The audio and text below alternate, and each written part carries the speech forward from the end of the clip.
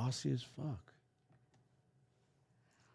All right. On today's episode, it's just going to be a quick one, you guys. We're going to do a hot topics episode because we've been getting a lot of blowback on our decision to go alcohol-free, to go cannabis-free. And so today's episode, we're just going to have a open, honest, casual conversation about it. So grab your coffee and let's get into it. Welcome back, everybody. Welcome back again, everybody. Why do you get so annoyed when I say that? I already told you on the last episode that I am just going to say welcome back. All right. Guess what? I have some news for you. Is that it's been a rough start to today. Yeah, it's been a rough start, but I have something for you to say to you. You're talking crap about me saying welcome back. And on your episode with Ivan, you started off with welcome back. I never said I was going to say that on my episode. You did. So, just saying. No, call it what it is. I'm calling it what it is. Yeah. On the last episode, I said, I took it back. I'm just going to say welcome back. All right, welcome back, everybody. Flip-flopper over here. Come on, we ain't got time. Let's talk. Let's get into we are this. talking. We're getting into it. This is talking. This is the whole point. Sometimes people got to see the real shit. They do. Because sometimes you get on my nerves. Sometimes you get on my nerves, too. You boss everybody else around, but you won't take no goddamn criticism or shit from give you little tips. You got a timer, you don't want to use it. What the fuck? We got a timer He's for? mad because I don't want to use. No, because you're hard-headed timer. sometimes. Sometimes somebody tells you something and you're Mrs. Know-it-all. Because I have a timer right here. But you want to give everybody else advice about their podcast or how we should talk or this or that, including my clients. So let's keep it real. So I'm giving you shit right back. But do you not understand that I have a timer right there? That's is my fine, timer. but I'm saying there was a timer there that we bought too. Maybe I want to see it. So I know how much to yip yap. You want to see the timer. Maybe I know how much to yip yap, when to shut up, when's it coming close to being over. Okay, I'm going to set the timer just I'm for blind. you. I can't see that screen. Hold on, you guys. We got to set the timer. Why do we get a timer for them? I use it on my show. Very fancy timer. We got to show it when you guys. That's why it's. I don't know why it doesn't want to. You know what it is? Is it Mercury in retrograde? I don't know. Maybe. Oh my God! It won't start. Let's just get into it then. All right. Anyways, so let's get it on popping. a couple episodes ago, I don't even know when it was at this point, but we talked about how CNN, they're saying that going sober or alcohol-free is trending. So I posted a little clip on TikTok from that. It has like over 50,000 views, probably more by the time you guys see this. And the comments are just crazy from all over the place, both sides. But I just wanted to talk about this because it seems like because you want to share what you posted recently that also went viral. Oh, got a lot of slack. It was good and bad feedback. It don't matter. It's all good feedback, but people got triggered because me and the homie Jason Lamar, who he did a podcast with me, and we talked about how weed is addictive. We got on that subject, and so I posted a clip on my YouTube page, and of course, the weed heads always got to come, no, it's not addictive. It's not a drug. It's God's medicine. Listen, fool, I was a weed smoker since I was a teenager till 48. I probably smoked since most of you were alive, so stop it. It is addictive. I went through withdrawals for damn near a month. Moods up and down. I wet the bed for almost a month. You were my witness. When you say wet the bed, can you clarify that you didn't pee in the bed? Night sweats, night terrors, night sweats. There you go. Clarifying for you guys. There you go. I didn't pee on myself. I said wet the bed from sweating all night. But when you say wet the bed, people assume urine. Withdrawals. When you withdraw, you sweat a lot. Whatever heroin addicts do, they sweat a lot when they withdraw. So I withdrew. That's why we wanted to talk about it, because it seems to be a hot button. So what do we wish we talk about first, alcohol or weed? Either one. I don't care. Okay, let's talk about alcohol. Here's the thing, and I am guilty. So I'm speaking of someone that I'm speaking to myself too at times. But with alcohol, unless you have deliberately gone alcohol free and paid attention to how you feel, then you cannot say that alcohol is not affecting you. Facts. You can't say, oh, I'm a social drinker. I just drink one or two on the weekends. And it doesn't affect me. So I say this to my boys. So one or two. So let's just say two. Let's round it off to two. Most of the time it's two minimum. 4 weeks, that's 8 drinks a month. Yes, it's affecting you. It's still alcohol in your system. It's still liquor going through your blood, your veins, every artery in the book's alcohol's going through there. And I think, even your health, yes, for sure. But also your mental state. You do not realize, and I can tell you this firsthand, you do not realize that it is affecting your mental state because it doesn't feel like it's directly correlated. But as somebody who, when I stopped and thought about it, there was maybe only a few times in my entire life that I had not drank consecutively for several months. My pregnancies. Yeah. And when you had your, what do we call it? Your mental breakdown. When I try to unalive myself because of Xanax. Let's keep it real. Yes. Yes. So when you had that, I went sober with you for a period of time to support you in that. But there was so much going on that I wasn't tuned in with how it was making me feel. Because obviously that was a very anxiety-ridden time for us because of what had happened. Yes. And then during my pregnancies, I had so much else going on with your pregnancy that you don't have the clarity that the alcohol-free has done for you. This most recent time that I went alcohol-free is the first time that I chose to go alcohol-free, and I didn't have any other outside things going on, and I really just wanted to pay attention to how I felt. And then, and only then, is when I had the clarity. Because let me tell you this, I didn't intend to stop drinking permanently. I just was taking a break because I was trying to save calories, because I was trying to lose my menopause weight. Yep. It had nothing to do with my mental state. That wasn't my intention. But once I stopped and realized how I was feeling, it made me realize how badly the alcohol was truly impacting me. Only 1 to 2 drinks a week. Yeah, I remember you told me how you feel on a Saturday after when we used to drink. I stopped drinking before you, but when we both used to go out, it was always our cheat day, call it whatever. We enjoy ourselves. We go out, have a drink or two. And you always felt, man, I felt dead that afternoon. You wouldn't feel good. It's like you're not enjoying the rest of the afternoon. You just felt tired and sluggish. Then the next day you'd feel it.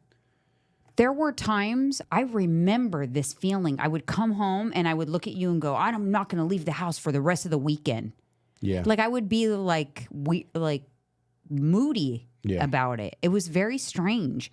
It's like, what was the purpose of enjoying yourself for an hour because you get to catch a buzz to feel like shit?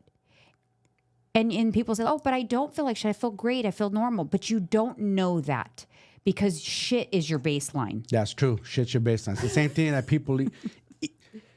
I don't know if it's the same thing, but it's the same thing how people eat every day and have the same fucked up feeling in their stomach. Oh, I feel so full. I feel nasty. I don't feel good. Or something doesn't feel good. Your food should not make you feel bad. After you eat, you should feel good. Same thing. If you're drinking alcohol and you feel like a little wheezy or something not right, and you're always used to that feeling, that's just like you said, your normal baseline. You become accustomed to it. And you also become accustomed to not feeling things that you actually should feel. Alcohol is an escape. It is. And you're putting like a pause on your feelings and the things you should be dealing with. And those things don't go away. They accumulate. And eventually they will force you to deal with them. Yes, they do. Listen, here it is, you guys. You could tell yourself you need it. You could tell yourself, it's my crutch.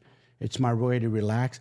Eventually it's going to catch up to you. The alcohol's going to win, not your body. Your body's going to let you know, hey, you're running us into the ground, man. It's time to quit it. What are some of the things that you felt? What did you feel after we would go on you guys, we went on a bad path. Do you remember the bad path we went on leading up to your Xanax addiction? Yeah, it was terrible. It was not good. Alcohol, Xanax, I smoke weed. Imagine that. I'm doing 3 substances, man. How do you think about mine is feeling? I'm not all there. I'm like a zombie. You know what I'm saying? I'm not all there. And I'm lying to myself, thinking, oh, this feels so good. And I earned it. It's time to relax. It's the weekend. Really? So that's your excuse, is the weekend, huh? Because that's what we always base our drinking on a lot of time. If you think about it, stems from our youth. From when I first started clubbing, 18 and up, going out with the boys, to 21 and up, I lived for the weekends. I would do good, whatever, train all week long, just to go kill myself on the weekends. But when we went on those little like benders, remember we would even Uber to our lunch because we knew we were going to get wasted. At least 2 drinks because we didn't want to drive, because we said at least we're going to have 2 drinks. Sometimes we spill into 3, let's be honest. On those days that we Ubered, it was a 3-drink day. Yeah. Do you remember we used to argue sometimes we'd trigger arguments and we'd argue in the afternoon on those days. Do you remember? Probably, yeah. Because you're not in the happiest place. You're not in the best mindset. You're not in the best mood. You don't feel good. Your body don't feel good. So guess what? When you don't feel good, you're going to take it on the person closest to you. I feel like at first you feel good, but it quickly can change in an instant. Fast. I could be somewhere having a good time, and we could be having a conversation. All of us on the conversation One goes little sideways. thing. Yeah. Or somebody in my vicinity could trigger me. I know myself. Yes. I get triggered fast, especially when I'm drinking. And the chances of that happening, it's like you're playing with fire. Yeah, especially for a person like myself who suffers from addiction, who had a very violent alcoholic grandfather. And I should know better. This was the things my mother was trying to protect me from. She knows I had that trigger, that snap, and it's true. You've seen me. And here's the difference, and this is why it would trigger arguments with us, is because I have a sense of when I'm pushing you too far, and I know how to take it down a notch to keep the peace, so we don't get into an argument, or when you're in a mood or whatever. But when I'm drinking, I lose that ability, and I will take it to the next level and be a little more fired up, because I'm not a passive person. Also, I just know how to dial it down if I need to. And when we were drinking, I didn't have that ability. And I just remember we get into some fiery arguments sometimes. And I don't have that ability. Once I'm turned up, you definitely don't. I want to go through everything and anything. And I don't mean like I'm going to get violent on you, nothing like that. No. I just get fired up. No. And I always said this, if you're a man, it'd be a different ball game. Yeah. So when I'm talking about you guys, so we went on, and it was a short period of time. And this kind of correlates with weed, which we'll finish this and get into the weed conversation. But we were chasing that feeling in high school when you smoke weed and you get those amazing munchies. But we wouldn't get that feeling from weed anymore at all. So we would take a Xanax. This is so bad, but we would take a Xanax. Tell the truth. Go ahead. Tell them. And we would drink, and we would just one Xanax. And then we would take an Uber to our lunch, and we would go drink sangria or have margaritas and eat and get drunk, basically wasted, because you get so wasted on a Xanax plus alcohol very easily. Oh, yeah. But you also get something called the Xanchies. Yes. And the food is so freaking delicious that it's like the weed of the old days. Yes. That gave you those feelings. I also, and a lot of times it would be an enjoyable afternoon. We wouldn't argue, and it would be great, and we'd have fun. Yeah. But I would feel like absolute dog shit after, and we would go home and nap. We'd crash out, remember? Yep. We'd crash out, then we'd wake up and eat again. Yes. And then, but after a lot of times I would stumble in, and I know if you guys have been following me for a while, because I used to call it Sangria Saturdays. Those were Xanax-fueled days. One Xanax plus some sangria. I would stumble into Lululemon and the stores, and I would spend way too much money. Sephora, Lululemon. When have you seen me come out with bags full from Sephora and Lululemon now? Never. No. It was just bad behavior all the way around. That little thing that we did, though, that was short-lived. It was a short period of time. It was like a little bender we went on, a cool thing we would do on Saturdays, only Saturdays. And we stopped because, unbeknownst to me, it snowballed into your Xanax addiction. Yeah. Unfortunately, you just didn't have me all the way red. Not knowing that Xanax was my kryptonite. Like it would lead me to where the road it led me to. You know what I'm saying? I didn't know either. I was overconfident. I never thought in my life something like that would get a hold of my mind and addict me. But it did. It grabbed me because I did it. I enjoyed the feeling so much, you guys. I would do it the next day and behind her back. And that's when I play with fire. Yeah. So let's talk about weed and why that I stopped smoking weed because I did not like the way it made me feel. I like to have energy. I like to go and get things done. Yeah. Weed completely stopped me in my tracks. I couldn't think straight.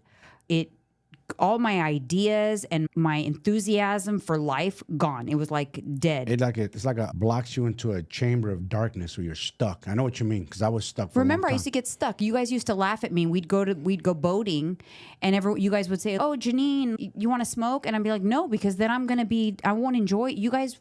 I won't say another word the rest of the trip. Yeah. There's one picture or there's one video of us boating, and I'm in the corner, and you just see me just stuck. And I was probably sitting in that corner on the boat for freaking hours, ruined the whole day because I was just stuck and eating a bag of chips or something. You know what they say? Someone made a comment about that video, that post, same thing I posted about weed. He said, you're no longer smoking weed, you're smoking a plant with chemicals. And it's scary because today's weed's very strong and you feel like a zombie. It really is. That's one of the reasons why I gave it up. I knew it was holding me back. Yeah. It was hindering my thoughts. It was hindering my creativity, and it was fucking with my confidence. Like I didn't feel all the way confident like I should have. Overthinking, doubt, you know what I'm saying? Those kind of things in my life. Yeah, and to be honest, it was a huge impact for you. For me, from my perspective, your weed smoking self to this person, two different people. Yeah. Honestly. Yeah. All the things that you thought were weaknesses and were part of you were not part of you at all. It was the drug. And that's why it gets me pissed off when people come on and say, oh, it's great. It's this, it's that. Yeah. You're speaking, but you don't know for sure.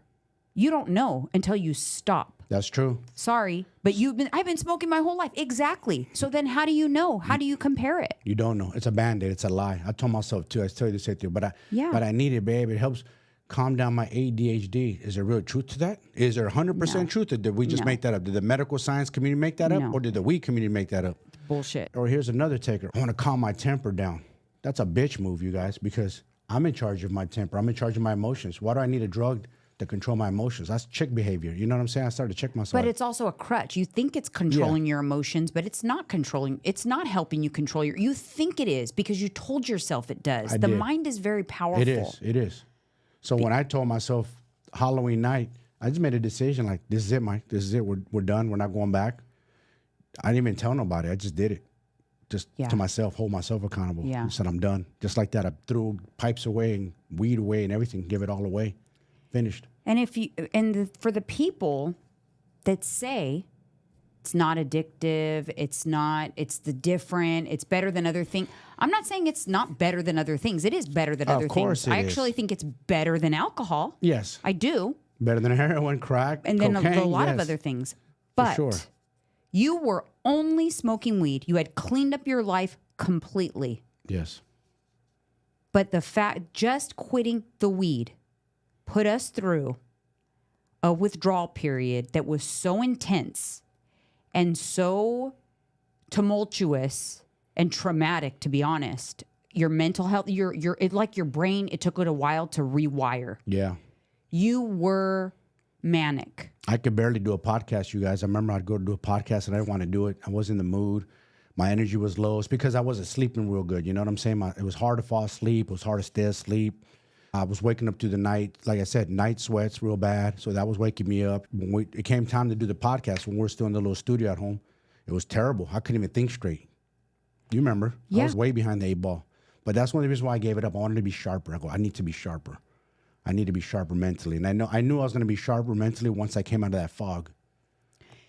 Yeah. And I knew that once we got through that, you'd come out on the other side, but it was a rough go. And you were a daily smoker. You know, everyone is different. And yes, there's outliers, but I'm just saying, basically what I'm just trying to say is unless you have tried to go free of any substance, then you do not know how it's impacting you. So maybe you should try that, because if you're not addicted, then it shouldn't be a problem, right?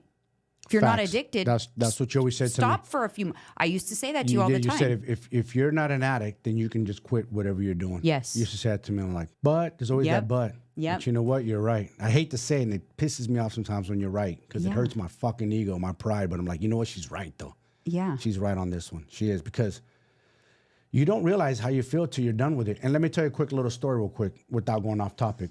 A friend of mine just contacted me recently.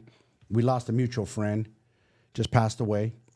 And we got into it about drinking. He thought like I posted something on Instagram or story, and he came at me like it was about him. He said, "What the fuck, dude? You can't say me and my wife can't have a drink to relax this." And I said, "Never said that. What are you talking about?" I was never even directly say yes. You must feel some type of way because you must have some guilt about it. So long story short, he contacted me the other day. He's out of town on vacation. He said, "You know what, dude? By the way, I stopped drinking. I barely drink here and there. And as a matter of fact, my son, cold turkey, and quit weed right after he graduated high school, and told his own dad, said, 'Dad, I don't know why I was smoking weed. That shit was making me dumb. It was holding me back.'" His own son said that. 18-year-old kid, that's very responsible to tell his dad, like, "I feel much better without it." Just like that. Nobody told him to do it. He just did it. So I'm like, wow. I said, yeah, I quit it last year too, man. Feel way better. I guess the moral of the story is if you take offense to our opinions here, you might be deep down knowing that you might have a problem or you might be wrong. Because if these opinions and these examples don't pertain to you, then they won't affect you and you won't be offended by them or you won't feel defensive about them. But if you do, if you feel some type of way and you feel like a need to try to prove us wrong or something, maybe you need to look inside and try a little test. Go alcohol-free for 30 days. Go weed-free for 30 days. You're not addicted, so it won't be that challenging. Yeah. Try it and pay really close attention to how you feel. Your anxiety, your mood, your energy, and let us know. We're curious. I am. Yes. Very curious. And also pay attention and ask the people around you how you're treating them. Be honest with yourself. Because if you're mad and angry and you're moody all the time, guess what? Chances are it's either the alcohol or the weed. Because I've been there, done that, you guys. I know. All right, you guys, it's a short one today, but it's an intense one. I know it's going to ruffle some feathers. So yes, it is. I'm going to get my armor on and get ready for the trolls to come at us. But anyways, guys, thank you so much for tuning in. And we will see you on the next episode.